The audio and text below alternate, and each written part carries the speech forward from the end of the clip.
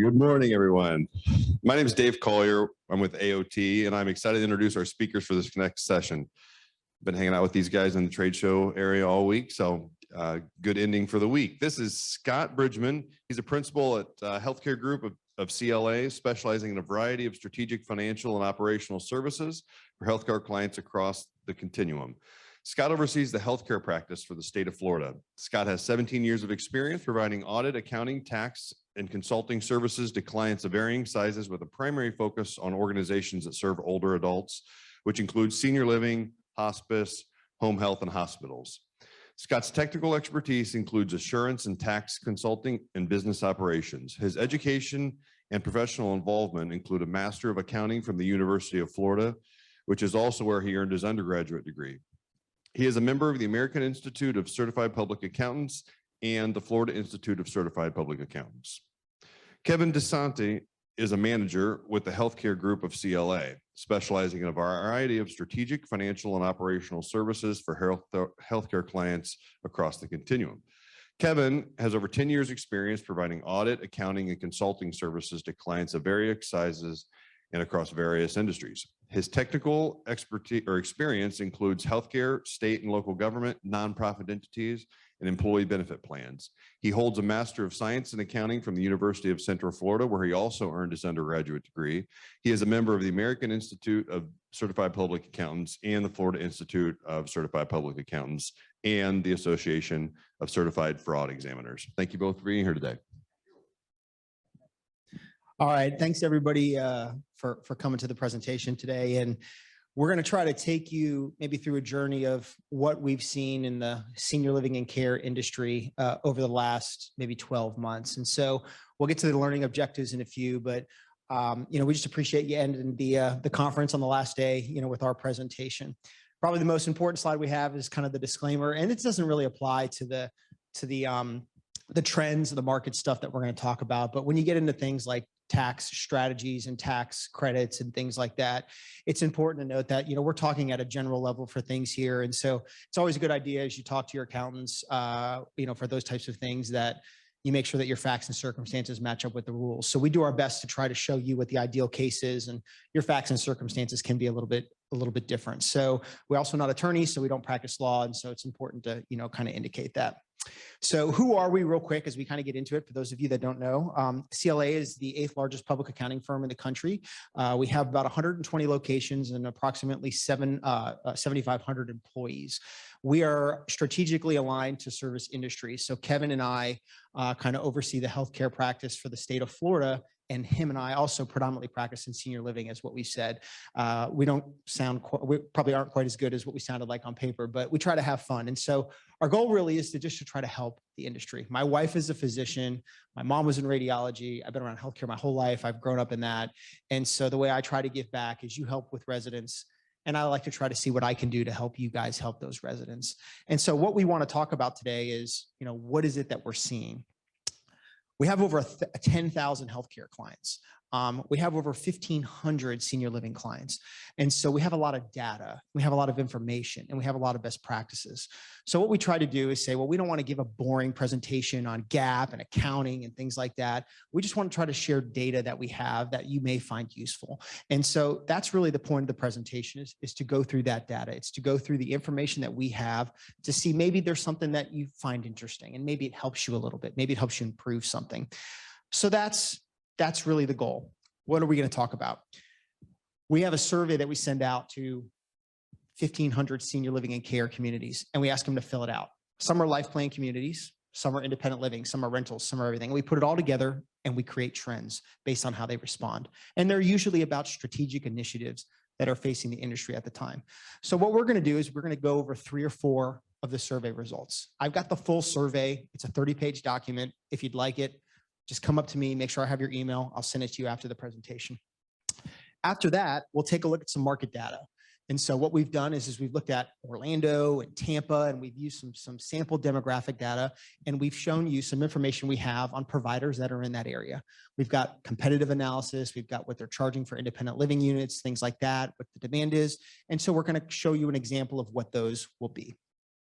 And then finally, If you're making a decision in our fake scenario of you want to build or you want to expand, there's some credits that are available to you, such as 45L and 179D. So we just wanted to share those with you. And some of you already may be taking advantage of that, and some of you may not. So it's just something for you to know about.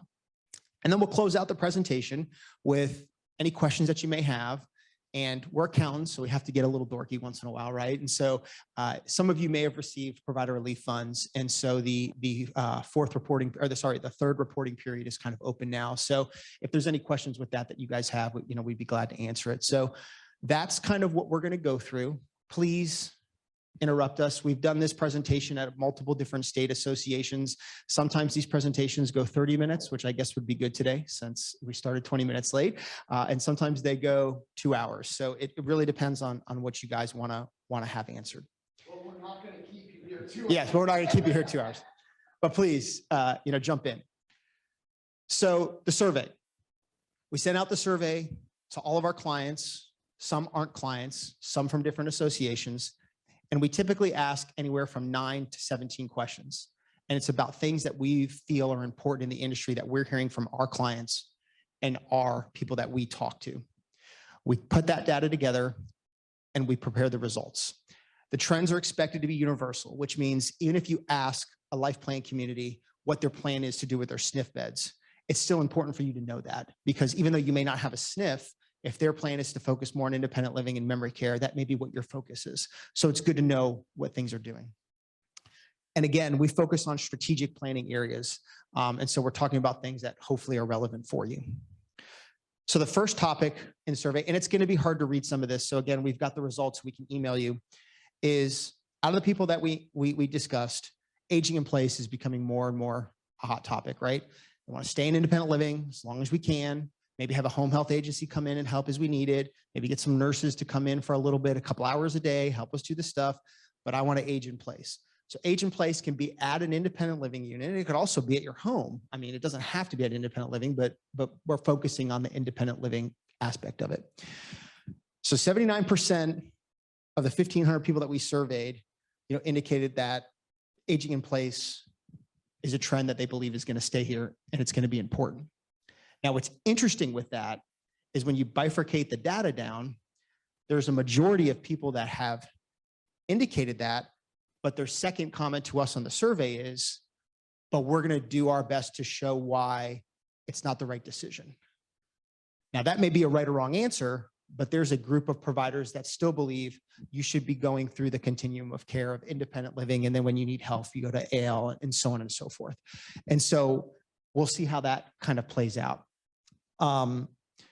Over 87% of the communities that we interviewed stated that they expect that their independent units, individuals will stay in longer and probably more than what they're supposed to in future years.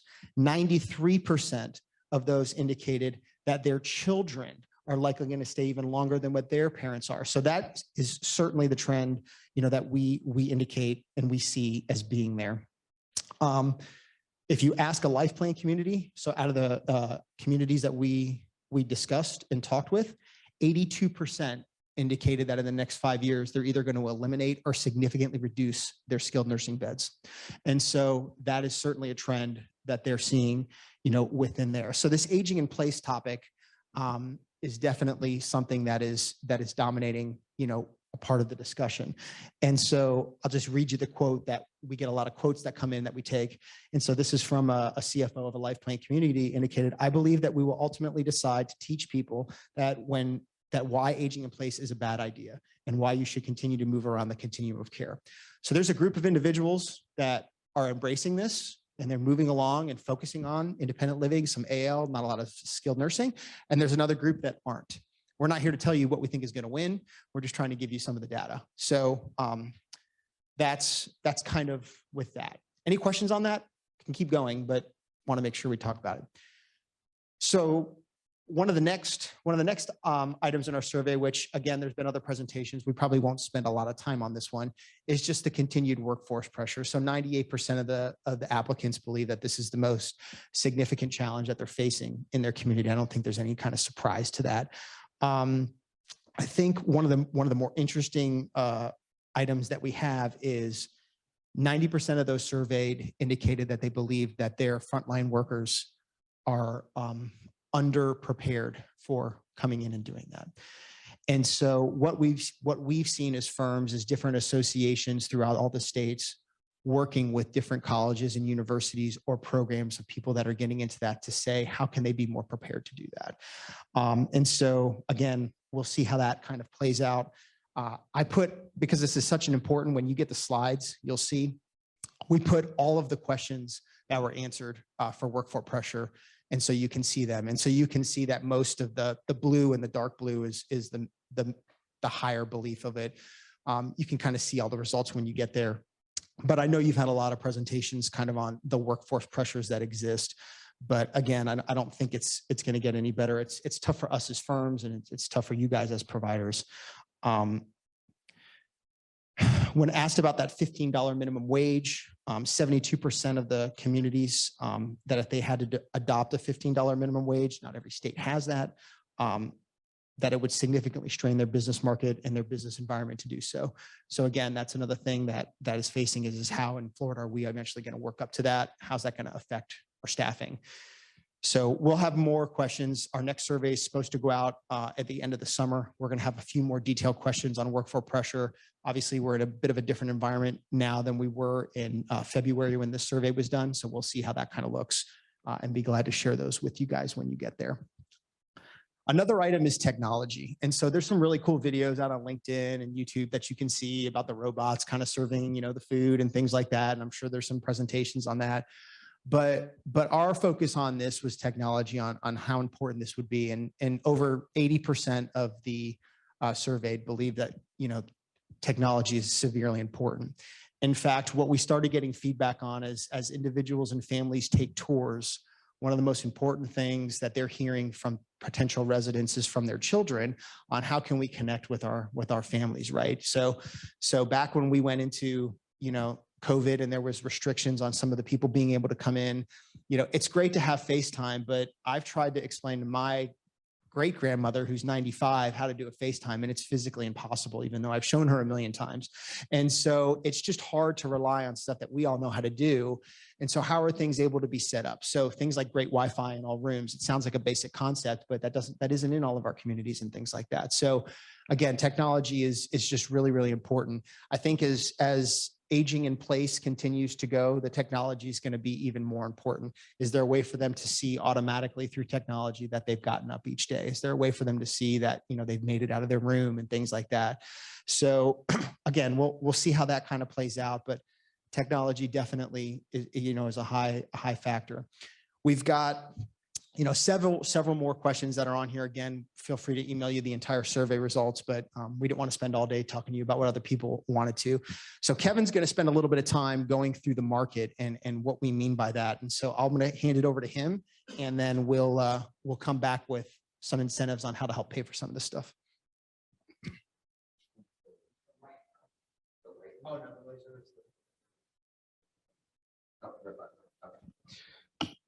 I will never pass up an opportunity to use a laser pointer. So Scott was just talking about the trends that we're seeing in senior living through our surveys with clients and that sorts of information. This is really talking about the existing markets, some of the market research that's out there, and really about turning data into valuable research. And so data is, as the slide says, data is data. Your communities collect a litany of data, and so do various associations, firms like ourselves. You have associations like NIC or internally developed data. And how do we turn that data into useful information, or how do we analyze it so we can use this information to help us make decisions on whether to expand or whether to go into some of the more life plan communities, as Scott was mentioning, using that data to see where those trends are going to stay ahead of the curve. And it's also really good to know what your competitors are doing, but not just your local competitors, your regional competitors, and sometimes your national competitors. And so all of this information can be a bit daunting to analyze and things like that. And so here is kind of a snapshot of some of the market research that our firm has done with some of that information that is generally publicly available or from those associations that I had just mentioned. We will go into some of the more, some of these graphs where you can actually see them in the next few slides, but just kind of wanted to go through some of this snapshot. So this is the Orlando, Kissimmee, and Sanford market. Since we are in a conference in Orlando, figured that would be one of the better markets to show. And we also have some Tampa data coming up on some slides going in. And so really what we're looking at with this market data is looking at not only some senior population information, but how is that population going to grow? Looking at occupancy rates compared to your local market or your regional market or your national market. Looking at the breakdown between independent living, assisted living, nursing care, which is primarily, SNFs. Looking at the senior population per the workforce. Is there a workforce in the area you want to expand or grow to staff the community that you want to develop? Can they afford to live in those areas based on the consumer price index, housing markets, and all of that other information? Where is the inventory? Where is the construction? And using all of that information to help tailor your individual decisions based on the market research and the trends that are emerging. A few items on here just kind of want to discuss. When we're talking about the Orlando MSA, which I know you all can't see on this, you can't really read it right now, but you will be able to when the graphs are a little bit bigger, or if you want to reach out and get any of this information after this presentation. And then the primary markets are considered the 25 geographical areas of the country.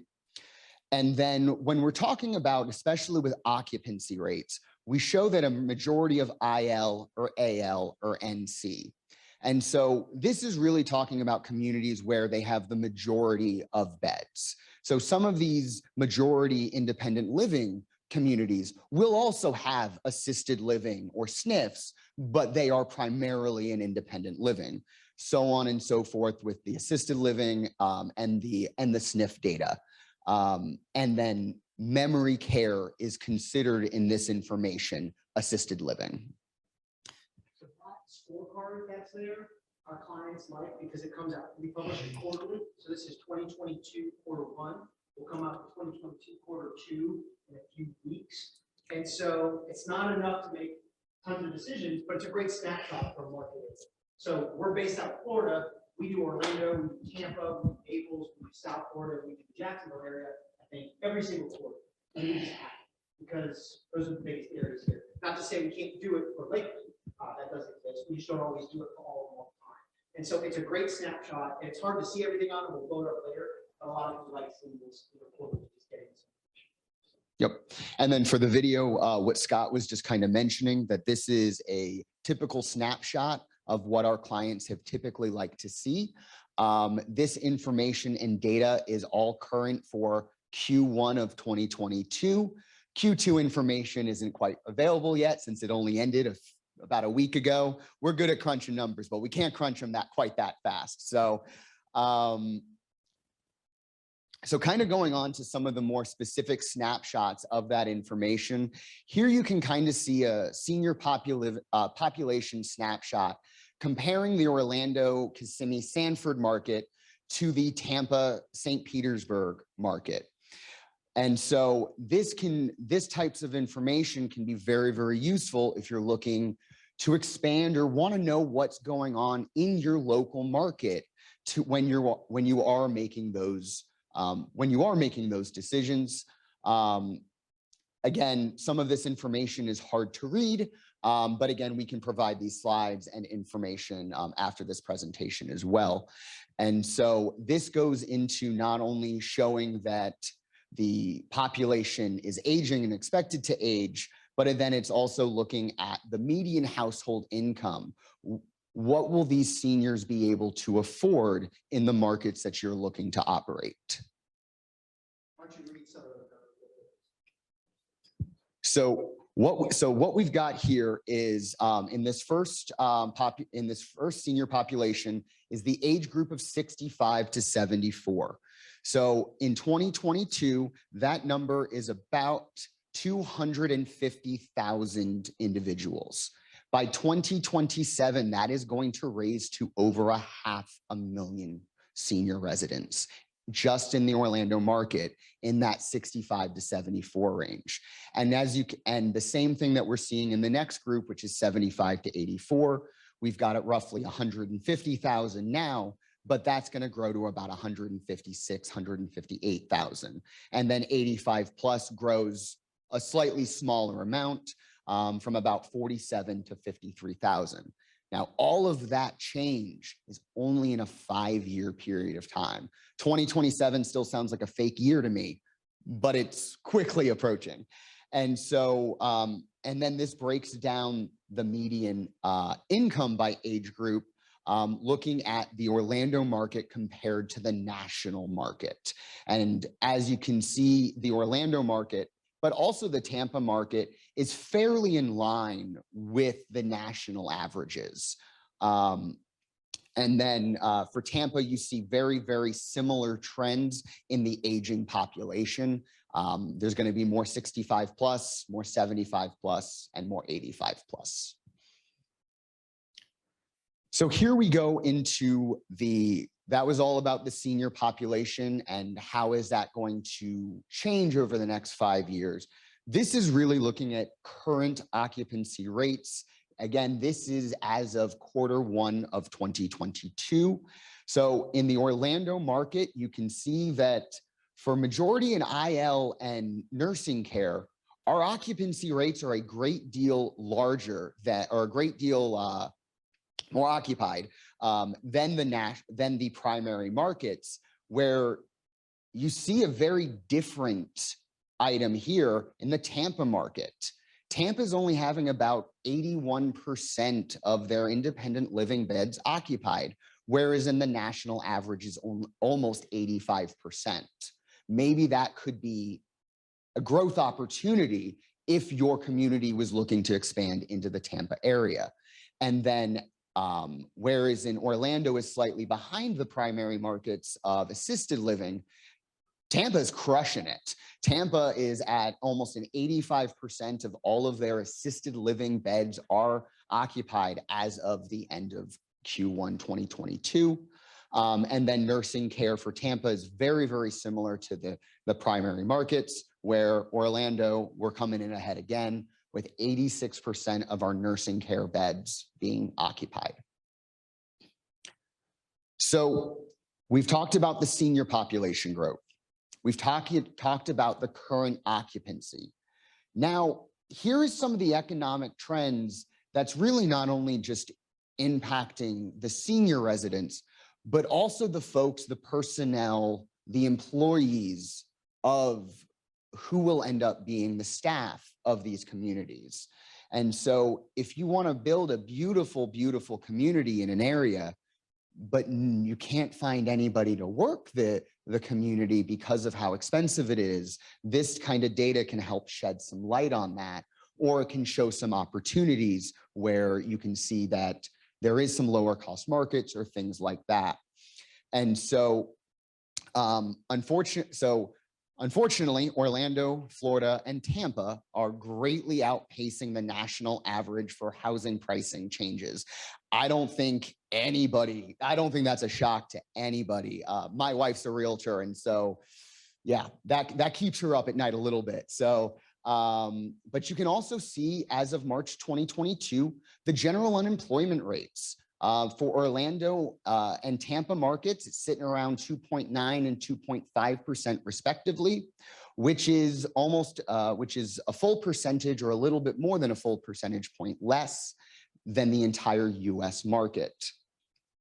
And so this also is looking at the consumer price index changes, which is tracking fairly consistently with the national averages. However, one of the big items here, though, is the CPI is, but the housing price index is not.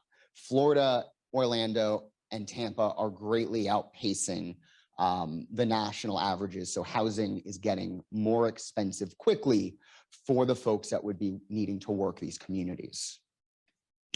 And so then this lovely pie chart goes into what the current inventory levels are, looking at the Orlando market, Tampa, and then comparing it to that national kind of primary market average. This is as of Q1 2022 again. And so as you can see, Tampa and Orlando have a slightly less, a less percentage of nursing care, and is starting to show that shift of more of independent living is becoming kind of a focus of Orlando. And so it could determine whether or not what types of beds you want to, what type of rooms you want to develop or expand, or do you want to convert any of your existing assisted living beds to independent living beds, and so on and so forth.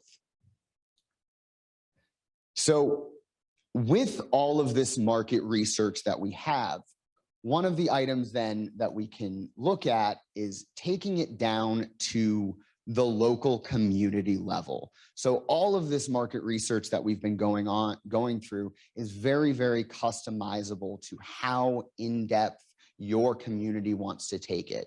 Do you want to look at the 100,000-foot level and see general big pictures, or do you really want to get into the nitty-gritty? And so this is an example dashboard of some of the type of market research that we do for clients or prospective clients, showing what some of the other competitors in your areas are doing. And so this information is, we get this information, or firms like ourselves or other market research companies get this information through talking to management of the various communities, telephone interviews. We will do personal site visits to tour the communities to get an idea of what they look like, how they feel, all of that information. And then we can bring it into a nice dashboard showing, okay, as compared to the next 4 communities around you, or 10 communities, 15 communities, 25 communities, however many communities that you would want us, however many that you would want to compare, you can then take a look at how their different mixes, the size of their rooms, their pricing. Are they offering 1 bedroom, 2 bedroom, studio, and all of that type of information? So this dashboard is talking about what you're currently seeing. The next slide goes into what our example of estimated demand is. And so with the research that we collect and analyze, what we look at is we try to look at what the gross demand is now. So hypothetically speak, so in this example, independent senior housing at roughly $3,000 a month, we believe that there is a demand for about 694 units. The existing units are 98, and so there could be an unmet demand of almost 600 independent living units at that pricing point. And then we can show it what we believe the demand is going to be in 2024, and then taking it out to 2027. And so we can do, this dashboard can be done for independent living, assisted living, memory care, and again, it can be customizable to whatever level, $2,000 a month or $6,000 a month, and kind of looking into where we think the demand and the existing supply is going to grow. So now that we've talked about all the market research and data that you might utilize to make some of these decisions, do we want to open a new campus? Do we want to expand? These types of items. This is going to go into some of the tax credits that are available for builders of these types of communities. So I know that's a lot of information. And I think the takeaway we want you to take away from the market research is just do something, whether it's a dashboard you can get from a firm like us or association, or maybe more in-depth where you engage someone to do that. There's just a lot of information out there. It's not horribly crazy expensive. It's good to have. And so, try to take advantage of that. So as you're going around, what we want to focus on is not ERC credits, because I think everybody knows pretty much everything about that. And there's been a lot of presentations, but 45L credits, and there's 179D credits. And so what does that mean? So as you're building or expanding, the government has had a credit that basically for every unit that you produce in an apartment, student housing, senior living, so on and so forth, that is a new construction or significantly improved, there could be a credit available for up to about $2,000 a unit. But there's some pretty strict rules for that. The most being your buildings have to be 3 stories or less.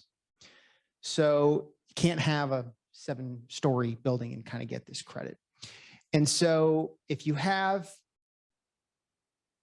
one of those, and we're talking about senior housing now, and it's been built after 2017, but completed and gotten your CO before the end of this last year, you can apply for these credits if you qualify.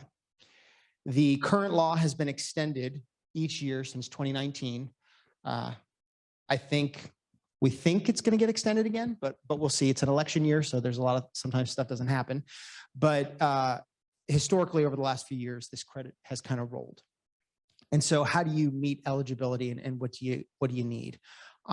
Depending on what type of entity you are, we're not going to get into that nitty-gritty.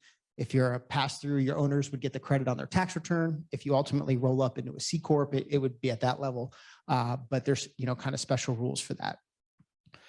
So what's good about this credit, or makes it a little easier for the credit, is it still references back to 2008 energy standards. So the federal government has produced what they believe the average unit of a certain size would expend on electricity. And if you can be 50% below that reference point for the area that you're building, you can qualify for the credit, assuming that you're in 3 stories or less and you built it at the right time.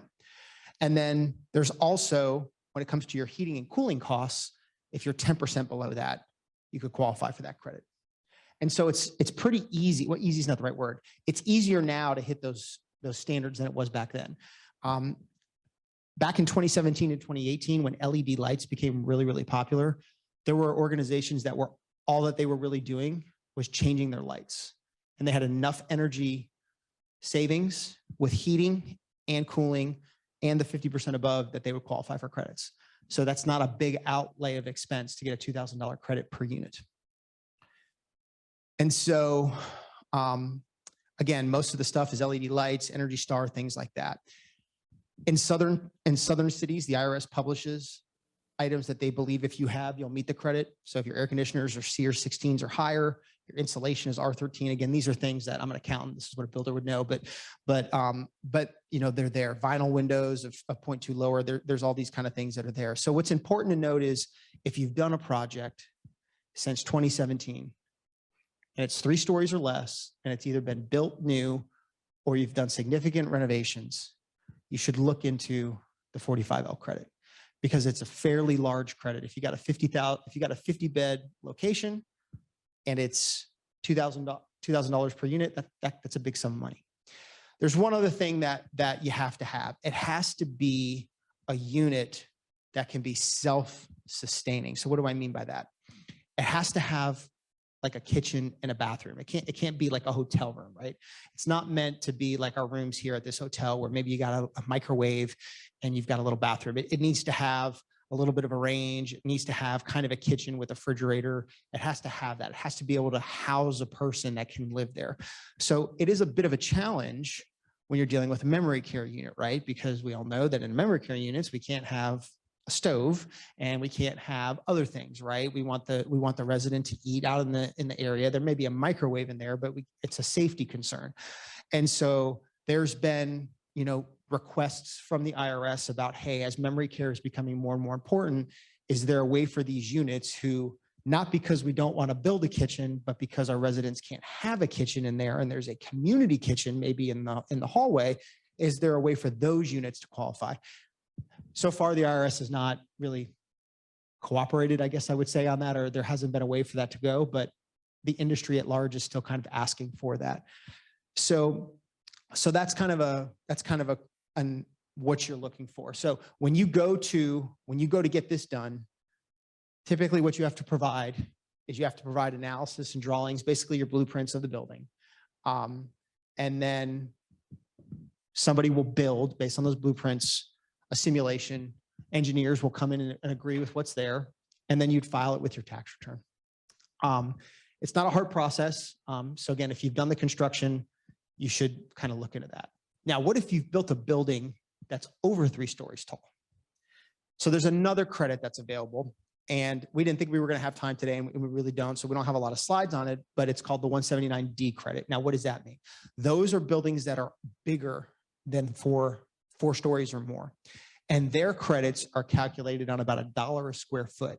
So the energy rules are really very similar to 45L. It's not as big of a bang for the buck. It's not $2,000 per unit. But if you've got a 25,000 square foot community or 50,000 square foot community that you've built or done a big renovation for, and you meet some of these energy efficient criterias, you may be able to get a credit of up to $1 a square foot. So the whole moral of the story is if you've done any kind of renovations, significant ones, or new buildings since 2017, talk to your tax advisor, because there could be some free credits that are out there. And so it's just more to become aware of some of these credits that are out there. So with that kind of being said, we're kind of near the end of our presentation. We did a full presentation last year on all the rules associated with provider relief funds. I think we're all kind of a little bit tired of talking about it, but again, we've had some questions at our booth about it. If you guys have any questions or would like to get copies of maybe a market assessment, a